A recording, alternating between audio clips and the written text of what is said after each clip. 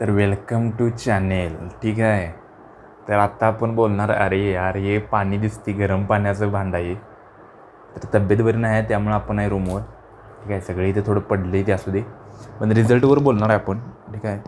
आणि मेन म्हणजे रिझल्टचं काय झालं तर रिझल्टच्या आधीचा दिवस मी टाकलेला. ठीक आहे. आणि त्या दिवशी पण मी म्हटलेलं की थोडा यावेळी शक्यता कमी आहे. ठीक आहे. का तर ती कट ऑफ आपल्याला म्हणजे ऑफिशियल एक चॅनल होता का नाही जरा रिलायबल, तर त्याच्यावर तिने सांगितलेलं की कट ऑफ 90 जाणार आणि माझा स्कोर येत होता 83. ठीक आहे. त्यामुळे मला थोडं कळलेलं की ह्यावेळी आपले चान्स कमी आहेत. पण तरी पण म्हटलेलो काय होते बघूया, का तर ते UPSCचं थोडं काहीच सांगता येत नाही म्हणजे काय होईल कसं होईल, रिझल्ट पॉझिटिव्ह होईल का काय होईल. पण तरी पण आपल्याला एक आशा होती की ह्यावेळी होईल, पण तरी पण काय नाही झालं. ठीक आहे. नाही झालं. मग आता आज आहे 7 तारीख, 7 नाही राव, आज 10 तारीख आहे. 10 तारीख आहे आज. तर 10 जुलैला मी ॲक्च्युअली तो रिझल्टवरचा व्हिडिओ रेकॉर्ड करालो. 1 तारखेलाच रिझल्ट आला, पण त्यानंतर ते कसं जास्तच मी सॅड झालो आणि त्यामुळे मी काय ते म्हणजे रेकॉर्ड या रिझल्टवर काय बोलूच म्हणजे मला होईना झालं. ठीक आहे. आणि त्यामुळे माझं काय ह्यावेळी नाही झालं, परत प्री नाही झालं माझं यावेळी. मागल्या वेळी पण नव्हतं झालं, पण मागल्या वेळीचं मी थोडी इम्प्रूव्हमेंट सांगतो म्हणजे काय झालं ते. तर मागल्या वेळी मला 40 मार्क आहेत. आता इथं मार्कशीट पण लावत किंवा नाही, 40 मार्क आहेत मला GS1ला. तर ह्यावेळी माझं 83 मार्क झालं आहेत. म्हणजे डब्बल केलं आहे आपण, मिनिमम डब्बल तरी केले. 80 पकडा, 40 80 केले. त्यामुळे मी म्हणलो ठीक आहे, प्रोग्रेस आहे. पण आम्हाला वाटालं की कट ऑफ काहीतरी कट ऑफ 85 आसपास लागेल आणि 83 मार्क. आणि मी म्हणलो क्वेश्चन काहीतरी डाऊटफुलमध्ये होतं 2-3. तर मी म्हणलो त्यात काहीतरी माझं जे चुकल्यात तेच जर क्वेश्चन डिलीट झालं तर आपलं प्लसमध्ये जाईल आणि इझिली कट ऑफ म्हणजे होईल, कसा ना कसा तरी कट ऑफ क्लिअर होईल. ठीक आहे. पण ते काय झालंच नाही. म्हणजे कट ऑफच 90 गेला आहे, 90-91.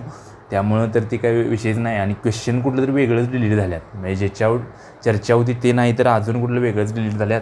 त्यामुळे तो विषय झाला आहे. आणि आता ही तर म्हणजे आपण एक कारणं म्हणू शकतो. फक्त आता ह्यातनं शिकायचं काय आहे की फेल तर झालो, आता एक अजून 10 महिने तर द्यायला लागणार. फक्त येणाऱ्या 10 महिन्यात की नाही व्यवस्थित अगदी प्लॅन करून एक्झिक्यूट करायचं आहे. आता 2 म्हणजे माझ्याकडे पर्याय आहेत. कोल्हापूरला जायचं, परत शिफ्ट व्हायचं, का दिल्लीतच थांबायचं. ठीक आहे. तर त्याबद्दलच म्हणजे आमचा एक भाऊच आहे. ठीक आहे. म्हणजे आता तो भाऊ म्हणजे आता म्हणजे महाराष्ट्र पोलीस आहे तो. ठीक आहे.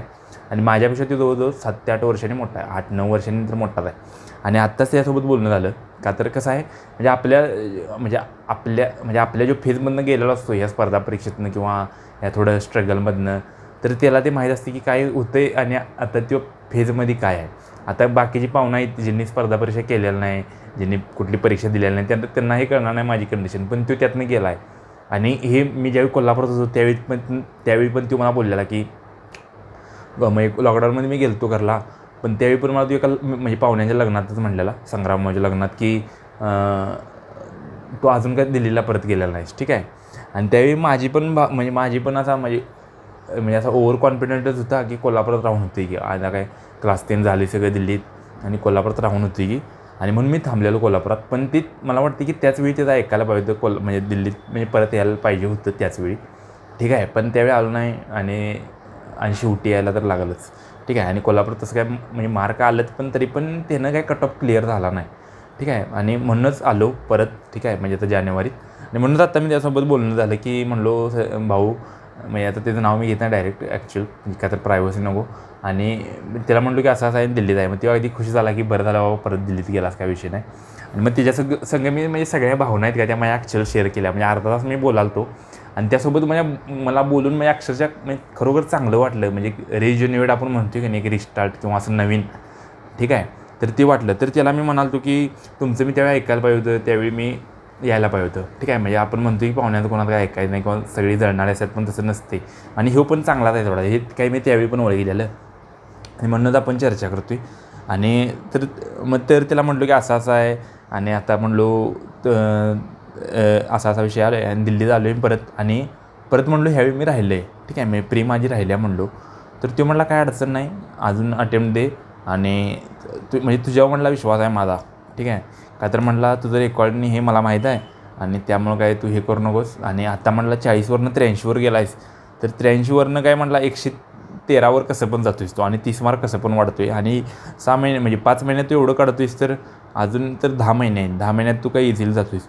म्हणजे असं कोण तर आपल्या विश्वास ठेवणार असते त्यावेळी आपल्याला अजून असं बरं वाटते. त्यामुळे तुम्हाला पण हेच सांगेन की असा कोणाचा तर तुमच्या विश्वास आहे ते या संघच तुम्ही बोला. निगेटिव्ह किंवा अशी जी भंगी लोकं आहेत त्यांच्यासोबत अजिबात बोलू नका.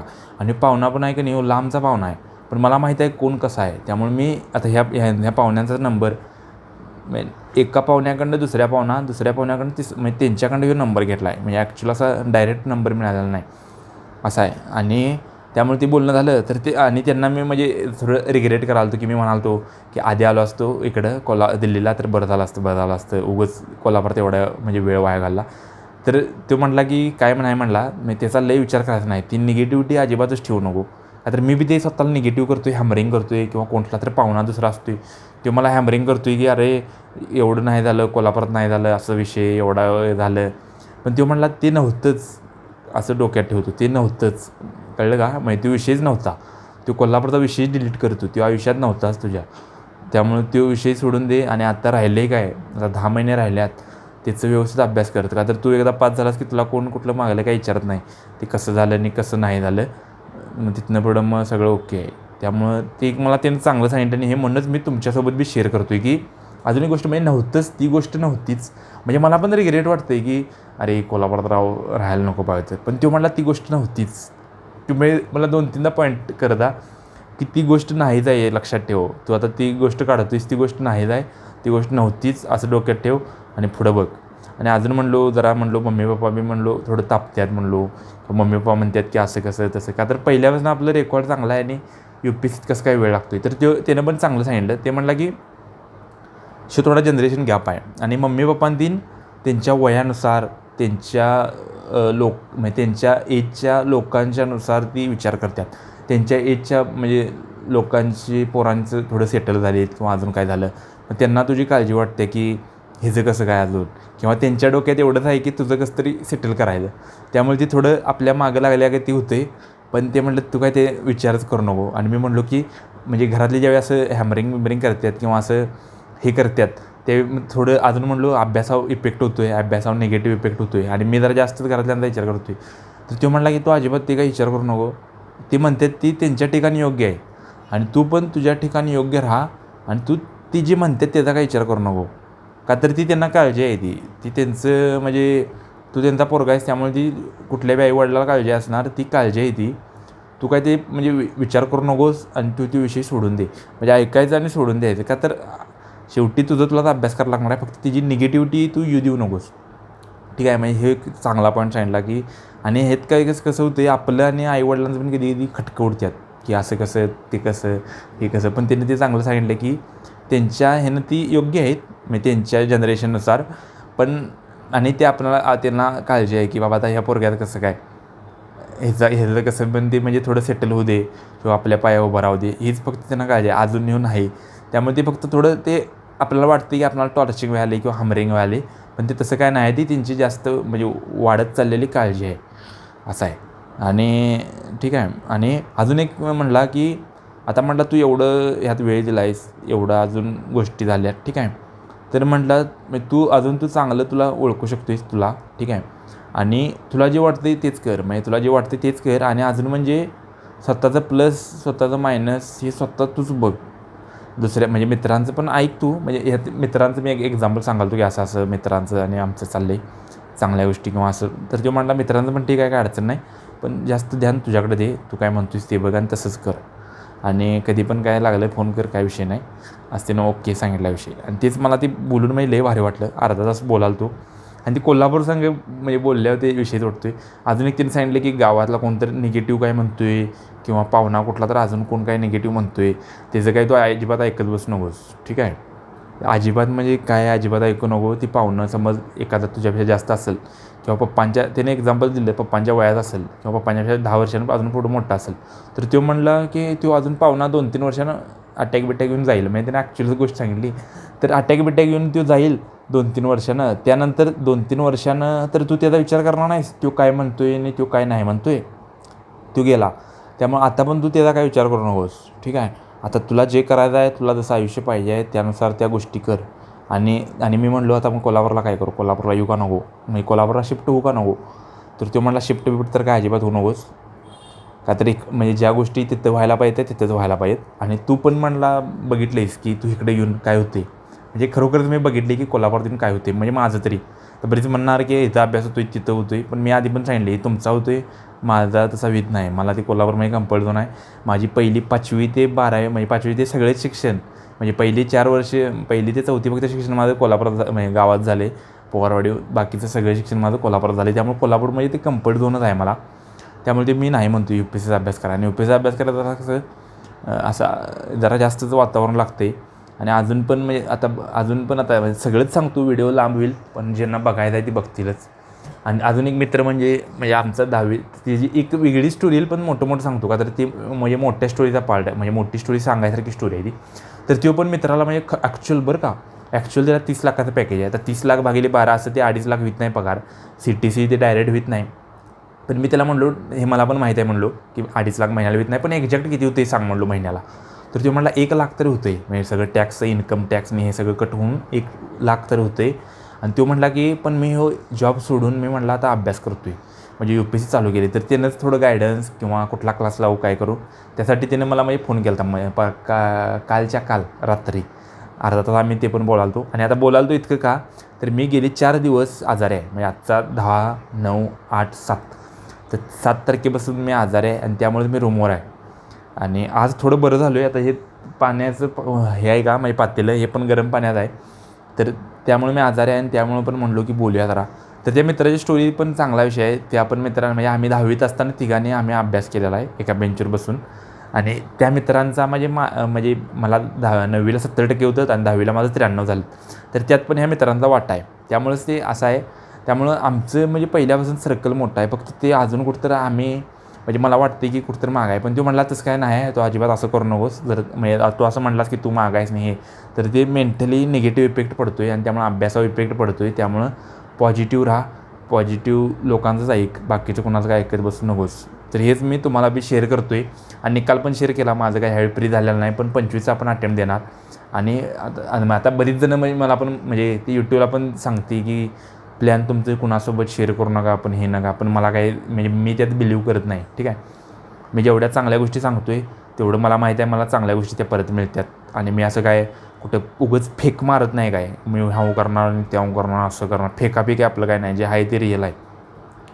आणि अजून पण सांगेन की आत्तापासूनच की आता तरी फेल झालो, पण पुढल्या वर्षी बाबा पहिल्या एक 200मध्ये म्हणजे लई पण मोठं बोलत नाही, पहिल्या 200मध्ये यायचं टार्गेट असणार आहे.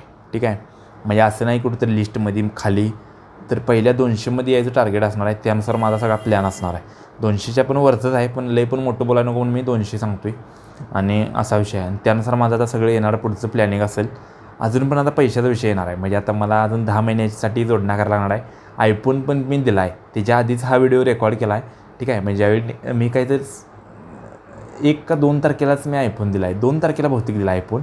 ठीक आहे, आणि आयफोन पण दिला आहे, त्याचा पण तो व्हिडिओ येईल म्हणजे अपलोड आहे चॅनलवर. तो फक्त पब्लिक केला नाही, म्हणजे मला वेळच मिळणार नाही, का तब्येत बरं नाही त्यामुळं ते बघितलेलं नाही कुठलं काय झालं आणि काय. पण ते आयफोन पण दिला आहे. त्यामुळं इथून पुढे मला थोडे पैसेही जोडणा करायला लागणार आहे. आणि का तर आता 10 महिने आहेत आणि दिल्लीतच राहायचं, त्यामुळं खर्च जास्त आहे. कोल्हापूरसारखं 5-6 हजारमध्ये तर काय महिन्याला होणार नाही. त्यामुळं एक आहे आता. त्यामुळं अजून पण मित्रांना सांगितले की काय लागत असलं तुम्ही पर्सनल लोन काढायचं, त्याचं व्याज मी भरतो, बाकीच्या काही पण जोडणा करायला लागू दे. पण आता पुढल्या वर्षीचा अटेम्प्ट व्यवस्थित द्यायचा आहे आणि त्यात पार करायचा आहे. आणि पुढल्या वर्षीचा अटेम्प्ट आपण पार होतो आहे. ठीक आहे, म्हणजे व्यवस्थित केलं तर व्यवस्थित होतं आहे, काय विषय नाही. आता ह्या वेळेच्या काय काय चुका आणि काय काय त्याचा पण व्हिडिओ येईल. आता मी इकडं बोलतो आहे त्यामुळे ते चुकीचं झालं. ठीक आहे, ते पण व्हिडिओ येईल. ठीक आहे, का तर मला ती बोलायचं आहे माझ्या चुका काय काय झाल्या किंवा अजून इम्प्रूव्हमेंट कुठं कुठं होती. म्हणजे आता पुढल्या वेळी इम्प्रूव्हमेंट करणार, असं म्हणणार नाही की चुका झाल्या त्या, पण पुढल्या वेळी काय काय इम्प्रूव्हमेंट असणार ते पण मी त्याच्या व्हिडिओ करेलच. आणि अभ्यास पण होईलच चालू. ठीक आहे, आणि आता उद्यापासून तर अभ्यास व्यवस्थित होतो आहे, का तर आज मी झालो आहे बरा व्यवस्थित, म्हणजे ॲक्च्युअल झालो आहे. आता मला जेवायला जायचं 9 वाजल्यात. आणि तुमच्यासोबत पण हे बोलून बरं वाटलं. आणि पेपरच्या आधी पण मी असंच व्हिडिओ टाकतो, त्यामुळे पण मला अगदी म्हणजे कॉन्फिडंट वाटलं आणि त्याचा मला फायदाच झाला. आणि इथून पुढं पण असंच ओरिजिनल व्हिडिओ येतील. फक्त कसं आहे थोडं मागं पुढं होतं आहे किंवा काय काय व्हिडिओत मी जास्तच रिअल बोलतो आहे, त्यामुळं काय काय कोणाला राग पण येऊ शकते. पण त्याचा हेतू माझा काय कोणाला राग पोचवणं हे नसते, फक्त रिॲलिटी सांगणं, माझ्या ज्या भावना आहेत त्या फक्त सांगणं, ओरिजिनल हे माझा हेतू असतो. ठीक आहे, त्यामुळे निकाल सांगितला आहे. आणि निकालातनं मला कसं त्या म्हणजे भावानं आमच्या तो भाऊच आहे थोडा, फक्त मोठा आहे जास्त, तिचं लग्न बिग्न झालं आहे आणि ते पोलीस आहे सांगितलं तुम्हाला. आणि अजून कुठं पोस्टिंग आहे तर MIDCत पोस्टिंग आहे. कोल्हापूरचं जे MIDC पोलीस स्टेशन आहे का तिथं पोस्टिंग आहे. येऊन जाऊन करतो आहे तो पण फुल सेटल आहे, काय विषय नाही. त्यानं पण म्हणजे भरपूर स्ट्रगल केलेला आहे आणि त्यातनंच तो पोलीस झालेला आहे. ठीक आहे. आणि त्यामुळे तो पण आता म्हटलं आता मी कोल्हापूरला तर येणारच आहे थोडा ह्या महिन्याच्या एंडला. आता ह्यावेळी काय मी खोटं नाही आहे. ठीक आहे. आता येणारच आहे. फक्त एक माझी टेस्ट आहे, त्या टेस्टसाठी मी थांबलो आहे. ह्या महिन्याच्या एंडला किंवा पुढल्या महिन्याच्या सुरुवातीला आपण येतो आहे. आणि तिकडं आल्यावर पण अजून मी बोलणार आहे. अजून पण मित्रांसोबत बऱ्याच गप्पा आणि हे होणार आहे. आणि पुढचा फायनल प्लॅन झाला आहे की अजून आपण 10 महिने किंवा म्हणजे ऑगस्टपर्यंत तरी पुढल्या ऑगस्टपर्यंत तरी कोल्हापुरातच राहतो आहे. मग त्यासाठी पैशाच्यासाठी काय पण जोडणा करायला लागू दे किंवा अजून किती पण लोन काढायला लागू दे, अजून काय विकायला लागते ते लागू दे, ते सगळं केलं जाईल आणि इथंच राहिलं जाईल. का तर कसं आहे रिझल्ट इथंच आहे. 40चं 83 मार्क इथंच होत्यात तर 83चं 113 मार्क इथंच होणार आहे. ठीक आहे. मी कोल्हापूरला परत गेलो तर 83चं मला 83 जरी राहिलं तरी ते काय 83नं कट ऑफ म्हणजे क्लिअर होत नाही. त्यामुळं इथंच राहायला लागणार आहे आणि इथंच व्यवस्थित अभ्यास करायला लागणार आहे. आणि मी हे पण म्हणजे म्हटलो आहे की जर कोल्हापुरात शिफ्ट व्हायचीच वेळ आली तर मी UPSC थांबवेल. ठीक आहे. ज्यावेळी परत दिल्लीला शिफ्ट होईल त्याचवेळी मी UPSC चालू करेल. का तर एवढ्या कट ऑफनं म्हणजे एवढ्या कमी अभ्यासात UPSC होत नाही, म्हणजे पास होत नाही. उगाच ते केल्यासारखं होतं आहे आणि काहीतरी रिझल्ट पाहिजे. उगाच टाईमपास करण्यात काय अर्थ नाही. आणि असं मी ॲक्च्युअल रिअलमध्ये बोललो आहे. त्यामुळे बोलून खरोखर मला बरं वाटलं आणि रिझल्टचं सांगितलं आहे. ठीक आहे. आणि अजून कुठल्या कुठल्या विषयावर व्हिडिओ पाहिजे आणि आता महाराष्ट्रातली बरीच जनता आहे, म्हणजे बरेच लहान पब्लिक आहे, त्यांना पण UPSCबद्दल मी सांगेन 4 गोष्टी म्हणजे अनुभवातल्या. तर त्यासाठी पण तुम्ही टॉपिक सांगा मला. इंग्लिशवर सांगितले मी कसं मी इंग्लिश इम्प्रूव्ह केले ॲक्च्युअल. कुठला ते पेड काय व्हिडिओ नाही ते. ठीक आहे. तर व्हिडिओचं स्टोरेज बी संपत आलं आहे. 16 मिनटाचा व्हिडिओ झाला आहे. पण ठीक आहे, बोलून बरं वाटलं. मला जेवायला पण जायचं आहे. ठीक आहे. तर व्हिडिओ आवडला तर लाईक शेअर सबस्क्राईब करा. बाय.